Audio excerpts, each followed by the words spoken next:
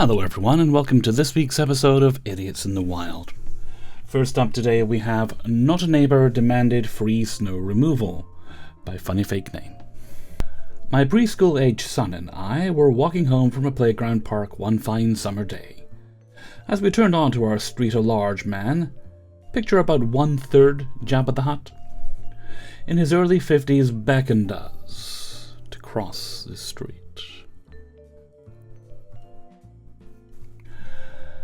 He was seated on a covered patio, about 5 feet above street level.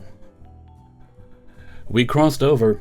This was on my street a block away, about 10 doors down, and on the opposite side from mine. The moment we stepped out onto the sidewalk, without introducing himself and without so much as a hello, he said the following, not quite word for word. "Tell me, why don't you ever clean the snow off my sidewalk?" His demeanor screamed stern boss calling out a sacker vibes. Did he mistake me for some no-show he'd hired last winter? Had my wife volunteered me to help this guy but forgot to tell me? That was months ago. The rest of the conversation went approximately something like this. Huh? "I seen you clearing snow with a snow blower." It was almost an accusation. Well, yes. "And every time you waste hours clearing part of the street." So we can park our... "You have a snow blower. This is easy. You spend all your time on that corner. You clear the effing street. You should snowblow your way to my place to get my short little walk in no time." I mean, with all the hot air he's blowing, he should be able to take care of it himself. It's more work than you think. By the time I finish my property, I'm tired. "Liar! I seen you. You clean off the walk next to you. That's longer than mine." They're a disabled couple in their 80s. They can't move heavy snow. They live next door. It's 20 feet. I do it to be nice. "Then be nice to me. I can't lift heavy snow, but you don't care about me. If I want to go out, I have to wait until my sons get here to shovel me out and clean off my car." Your sons? Sorry, sir, I'm not going to clear your snow. Have a good day. As we start walking away, he plays what he thinks is his last resort, and this is exactly what he said. "I could pay you." This conversation occurred in the summer. He was upset because all through the previous winter I hadn't spontaneously plowed my way across the street and 10 doors down to clear his sidewalk whenever it snowed. Yes, he harangued me for not serving him unbidden last winter, while also haranguing me I should start doing so henceforth, without charge. Story number 2 today is A Very Demanding Karen at the Chinese Takeaway Shop I Work At by KV04. I work in a Chinese and Vietnamese takeaway shop. The other day a woman came in and I was kind of shocked at how much she expected from us. So, we have a hot display case with meats and rice. Say no more, I'm on my way. After about 2 p.m, every day we pack it up in a few takeaway containers and mark it down. Excellent. So by 6:30, when this Karen came in, these meals are admittedly not very fresh, just kept warm. But that's why they're discounted, you know. Well, this was the conversation. Before we go on, can I just say, there's a certain appeal to things that are not necessarily just freshly made but kept warm for a while, a certain baked-in quality that's very yummy. This lady's missing out. Anyway. Last time I bought one of these, I went home and the rice was no good. So sorry to hear that. I agree that they aren't as fresh as they were at lunch, that's why they're marked down. Well, I want to buy this marked down meal, but I need you to make sure the rice is fresh. I'm sorry, but I can't do that. If you'd like, you can order fresh food from the kitchen. But I want this one. You just need to make sure it's fresh. Like I said, I can't guarantee freshness because it is left over from lunchtime. You also do not have to buy it. Fine, I'll buy it. But if I get home and it's not fresh, then I'm never coming back. Okay, sure thing. Kinda crazy. Here's another conversation. I'd like the laksa noodle, but you need to make sure there's enough soup because last time there wasn't enough.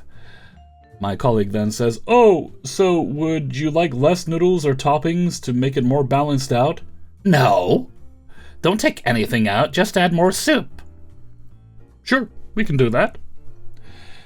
We just made it like normal. Because we always fill our dishes to the brim, so we couldn't add more soup even if we wanted to. She also seemed annoyed that myself and my colleague weren't Chinese, because she asked in a really judging way if we cooked. We said we just serve and make banh mi's. She seemed somewhat satisfied when she found out we didn't cook the food. She just kept asking about lots of menu items in a really rude and judging way, and she said, I'm just making sure that things are being made properly because I'm Asian and I know how to cook. Well, cook it yourself then, you... I'm thinking, congrats. She also seemed happier after I mentioned that my boss and the chef were Chinese. But like, if you can cook so well, then why are you coming here and hating everything? We are admittedly, a little crappy, Chinese takeout place that is nowhere near authentic, anyway. I mean, if it's in a Western country, it's not really gonna be that authentic. But probably delicious. Anyway, that was this Karen at my store the other day. Not as bad as a lot of the other stuff I've found, but still pretty funny in my opinion. Thanks for listening. Just to add, some folks on Reddit expressed concern about the safety of the food the lady in the story bought. Everyone's an expert. The food that she bought would have been safe because I know when they were put down to a lower temperature, and it was still within the 4-hour window when she bought them, and quite frankly, it'd probably have been fine outside that window. However, I have found out that my store has not been following some proper safety practices, and have since raised these concerns. Alright, knock another 10% off and I'll still buy it. They are being handled by my local council. I actually quit my job a day ago due to poor management and unfair working conditions. I feel very guilty about not realizing sooner about the food safety, and I was not given any training on the subject. Thanks again, everyone. The standards are generally a good tolerance, so like I said, the food was probably perfectly fine, and I doubt anybody got sick over it. Okay, third story today is entitled Teacher Takes Medicine From Me in Class by Lucky Solution 7999. Now, this happened a few years ago, as I've already graduated and yada yada. I was 16 at the time. But that's not what y'all are here for. The story took place during school hours in math class. I have severe anxiety mixed with severe ADHD, and high-spectrum autism creates pretty nasty anxiety attacks, due to which I have to take a specific medication to calm down my anxiety when I start shaking. These symptoms are pretty easy to tell. Feels like my heart is imploding, hard to breathe, paranoia, shaking, and then I start uncontrollably crying. It's not that hard to set off one of these attacks due to PTSD from the past, but you can find one of those stories in my profile. Some of the big triggers, yelling and throwing and chasing, or in this case, angry speed walking. Due to being easy to set off, I keep a bottle in my bag labeled for use anytime necessary, though I can only use this medication twice a day within a ranged time period from a separate dosage. I had already taken the first dosage earlier before school to prepare myself for a stressful day. But during my class, I started feeling that familiar tightness in my chest, and tried breathing exercises to help myself calm down. Something you should know about this teacher: he hates kids interrupting the lesson for any reason. He will hand out detention like they're lottery cards, even if you just ask to use the bathroom. It's ridiculous, honestly, and he's had lots of complaints to no avail. Well, you don't complain to the school, you complain above him. Another thing, he's very loud. Not necessarily because he chooses to be, but because he's got a very loud voice. And I guess that was setting me off that day. Now, I would have been able to manage if he'd just let me have some water, but when I asked if I could get a drink, he looked at me with a scowl. "Oh, and what makes you think that you get to skip my lesson?" he said in an accusatory tone. What? No, sir, I just need to get a drink for my medication. She stood up, noticing that I was starting to panic, and tossed her pencil up front. She needs her medicine, you dumb idiot. If you think she's faking, then you're as dense as a damn brick, and you should go live life as one. Excellent friend. This irked him, and he started yelling at her.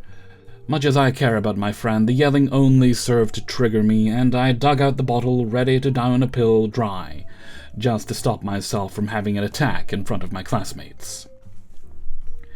He apparently didn't like this, and walked over and snatched the bottle before I could get the lid off, and then went to his desk while my friend tried to get it back, and then he locked it in his desk. This man needs a beating, quite frankly. "There's no damn reason for you to be filling your pathetic brain with these lies about anxiety issues." He sounds like a man who has anxiety and is covering for it, quite frankly, but I'm not a psychiatrist. "You're just wanting to get high or read in my class." Yes, because everyone takes anti-anxiety medication to get high, we all know that. And pills are delicious. I started freaking out and screamed at him, "It's not a lie, I need those, give it back." "No, sit down now. You will both be having after-school detention." After that attack happened, I don't usually remember what happens during the attack, but according to my friend, I pushed the desk over and the chair and fell to the floor crying, and when the teacher tried to come and make me stand, I'm assuming laying hands on you, which they're not actually allowed to do. "You're faking it, you little brat." I scratched the bejesus out of his arm in a panic.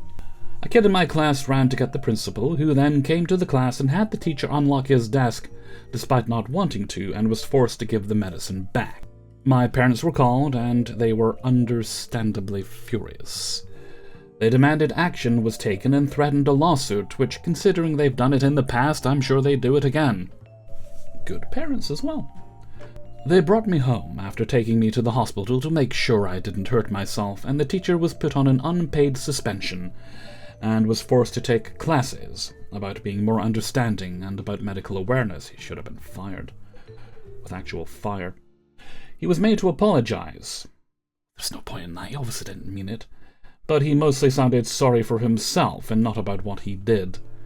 I was put into a different class and I refused to see him again. Although I wasn't able to have my medicine bottle in my bag anymore, but I could go to the nurse. Okay, it seems like your school did something to address a problem, then immediately went to messing up again. But I could go to the nurse up to 2 times a day if I needed it, and the teachers were all made aware that if I needed my medicine, that they had to catch me up on anything I missed later, or give me the resources for it, and that they couldn't tell me to wait or do it after class. They were mostly understanding, and I had a pretty rough end of year, but after that, at the high school, my parents had enough of the issues, and put me into a home online schooling to finish my last 2 school years, which was great.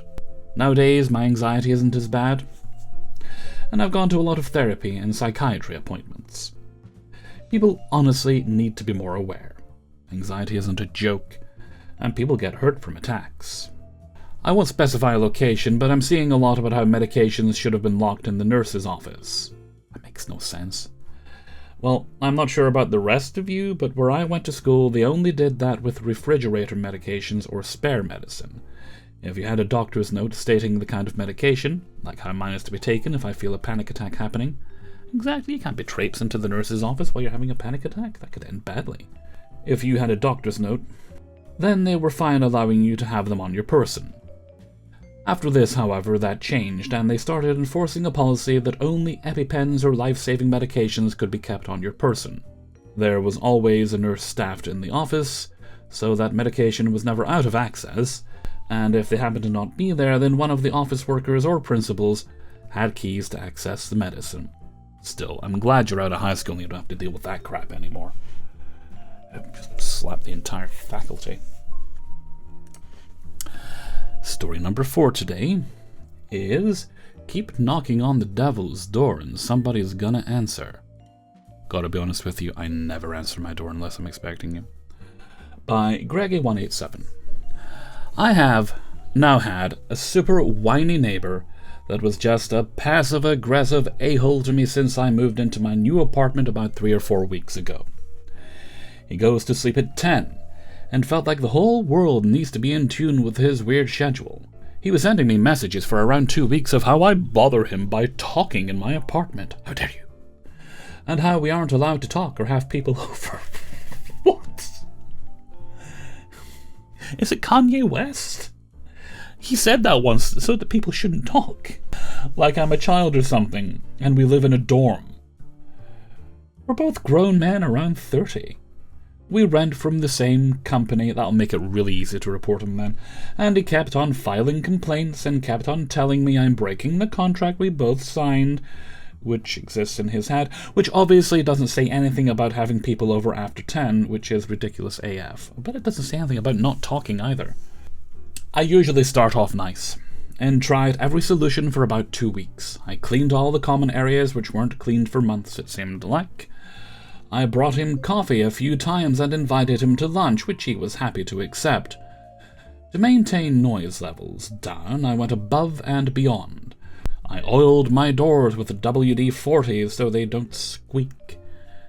Had no one over but my girlfriend at night. Started watching movies with my headphones on. Honestly, it's a better way to enjoy them if you can. And didn't eat late at night either, which is actually hard since I work US hours, and usually do my work at night since I live in Spain. I do programming, so it's pretty quiet work, just typing on the keyboard. I even bought him 3 types of earplugs that cost me around €80 total, jeebus, to try to keep the peace with this clown. The other day, after yet another love letter telling me I can't talk in my own place, I snapped and went off on this punk. Scared the bejesus out of him. He's around 6'3" and he hid behind his bed like a bitch. The precise moment when the roles changed, and he really saw what neighbor problems can be like. This led me to believe that he might call the cops on me later, since he immediately left the building. I did not go in to whoop his butt, since that's breaking and entering, along with a potential assault charge. He ended up not calling the cops, but filed another complaint against me, which was kind of his mistake.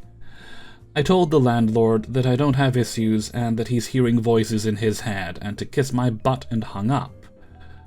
Then I typed up a Python script that records the decibel level of my apartment and went through the noise laws in Spain very carefully. The law states that insulation should dampen 55 decibels air noise, talking music and so on, and 60 decibels of impact noise, footsteps, doors closing, so that the bedrooms of neighboring apartments have a noise level of 35 decibels, measured minimum 1 meter from the wall and 1 to 1.5 meters above the floor. If that's not the case, it is up to the property owner to retrofit insulation so that it is up to standards, which our walls are not, obviously. That told me that legally I can have my apartment blaring music at around 90 decibels, and he can't legally say a thing to me about it, as it is a structural problem and out of my hands. I also created a web portal for him to monitor the exact decibels live in my apartment with links to the law, the agency that we rent from, my lawyer, as well as mental health tips, and in-depth links to research that explains why quiet sleep is important for the human body, as a huge FU to him. I then started sending him tutorials on how to use the web portal, and even updated it, hoping to get on his nerves as much as humanly possible, and explained to him in video format how this is my evidence, and he has nothing but a whiny mouth to back his stuff up. I showed him the mic I used, the DJI, and the full log that took measurements 20 times per second between 10 p.m. and 10 a.m. I also proceeded to maintain the decibel levels at precisely 85, so I am within the legal limits, and after he couldn't sleep for around 3 or 4 days, he moved out. Didn't even say goodbye. Rude. My cherry on top was then sending him one last message that was just a championship cup emoji. Well, no notes. Well done. And the fifth and final story today is entitled People Throw a Fit and Actually Start a Fight at My Son's 5th Birthday by Muted Acadia 7016. I remember this like it was yesterday. I did all my due diligence to have my son's 5th birthday party under shaded benches at a public park. These are first come, first served, but can also be rented. I wanted to do a bouncy castle too, and had to get a city permit to allow it. I reserved my first 2 rows of benches under the 6-row awning, and got there at 6 a.m. to make sure I got an end row for easier access, 'cause kids party, and secured my 2 rows of tables. Another guy came setting up for his 1-year-old birthday, and starts putting up ribbon and balloons and tablecloths on the 2 tables behind me. This guy then asked me if I could watch his stuff real quick while he goes to the store for ice or something he forgot. I don't remember exactly, but I say sure. I got nothing other to do while I sit at the park and wait till noon for the party to start. I did have my son with me because he wanted to come and play in the park and run around while we waited. This is important for the next part here. So next thing I know, my son is hysterically crying, running towards me.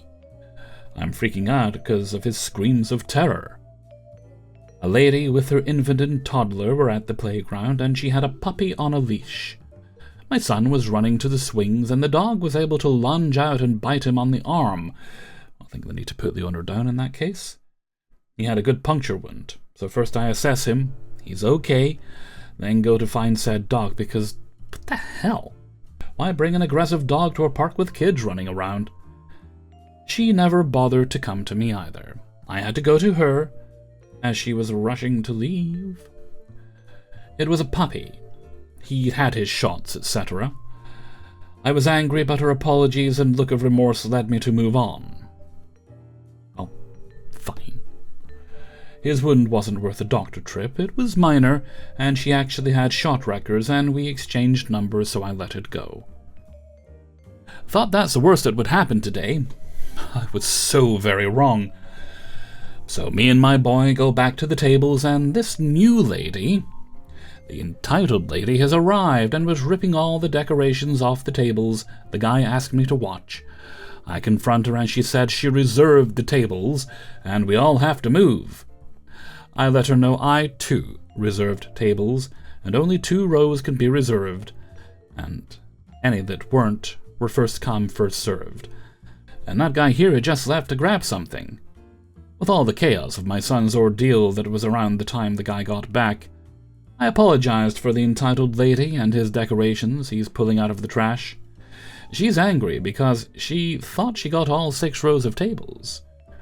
The insults start flying at this guy from her and the small group that showed up with her. I actually showed her the permits where it states 2 tables. She's angry but lets it go. That is until the bounce house guy gets there to set up. She comes stomping over to me. "You can't have that here." Yes, you can. You just have to get a city permit, which I did. "No, I called the park. They said you can't." Yes, you can. It's even on their website. You have to get a city permit, which was like 100 to be able to set one up, and I did that.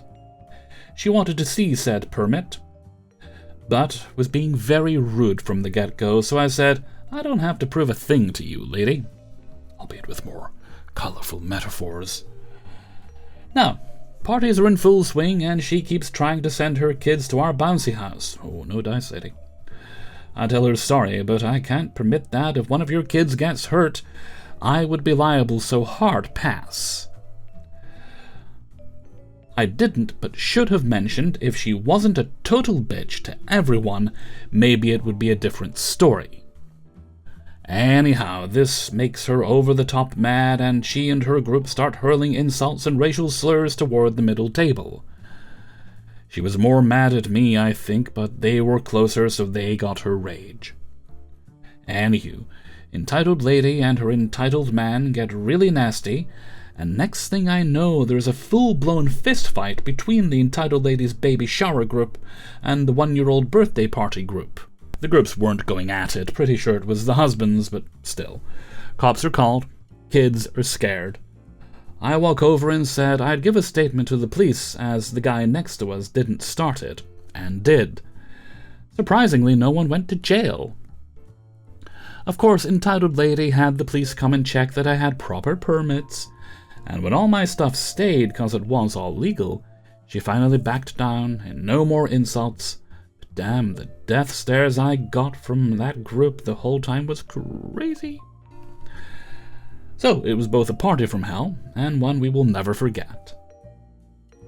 But I bet it was sweeter, knowing that they were disappointed on the sidelines. We all laugh about this crazy party now. He's 19. And that brings us to the end of today's video. Big thanks to everyone who allowed me to use their stories in this video. I appreciate it very much. If you would like to support the channel, you can do so by signing up for my Patreon page, which is linked for you in the description. That gets you early access to all the videos on Monday, $1 a month or more if you would like. It's just pay what you feel and you get early access. I find that also makes it easier for people that want to stay supporting, so they can just kind of adjust things up and down as is convenient, because money's tight. So tight I barely even mention it to myself. I mention it every video. I do it that way just so you can adjust support as some months you might want to support more, you might want to support less depending on circumstances, you might want to cancel depending on circumstances, because money is very, very tight these days. Have you seen the cost of sandwiches? Not to mention the ingredients for making sandwiches. I won't even talk about egg sandwiches. What was I saying? Ah, yes. We'll also have a link to my merchandise store in the description, which is on Teespring currently, and as well as my Discord and other social media. And I think that's everything for now. So until next time, thank you very much for watching, and take very good care of yourselves. Bye bye. Money's too tight to mention. Boop, boop, boop.